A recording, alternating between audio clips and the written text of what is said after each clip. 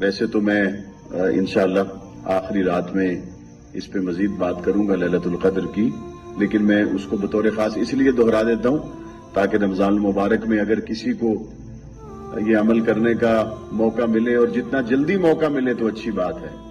देखिए, रमजान मुबारक में अल्लाह ताला की रहमतें बड़ी वसी हैं और रमजान मुबारक के आखिरी अशरा में ताक रात है 21, 23, 25, 27, 29। इन ताक रातों में एक रात है जिसको लैलतुल क़द्र कहा जाता है। लैलतुल क़द्र खैरुम मिन अल्फ शहर। इस एक रात की इबादत अल्लाह ताला 1000 महीनों की इबादत के बराबर लिख देते हैं। लेकिन याद रखिए, इस रात में भी मां बाप के नाफरमान की बख्शिश नहीं होती।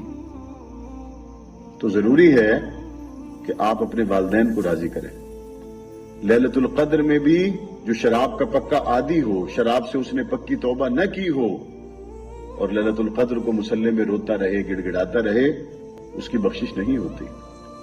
शिर्क करने वाले की बख्शिश लैलतुल क़द्र में भी नहीं होती। और इसी तरह जिसके दिल में किसी मुसलमान के लिए बैर हो कि ये किसी वक्त मेरी दाढ़ के नीचे आए तो सही, मैं इसकी तबीयत साफ कर दूंगा। हमारे तो यहां पे रोज लोग ये मंसूबे ही बनाते रहते हैं। जब से ये सियासी जमातों की बिलखुसूस आपस में अदावतें ज्यादा हुई हैं, पहले तो ये मौलवियों को ताना देते थे कि इनमें अदमे बर्दाश्त है, अदमे बर्दाश्त है, अदमे बर्दाश्त है। इस मुल्क में अब जो सियासी फिरका वारियत फैल चुकी है, इसमें तो 1, 2, 4 लोगों की बात नहीं रही। अब लाखों की तादाद में लोग एक दूसरे पे इतना बैर रखते हैं कि एक दूसरे को अपनी दाढ़ के नीचे दबाकर सारे बल निकालने के प्रोग्राम बना रहे हैं।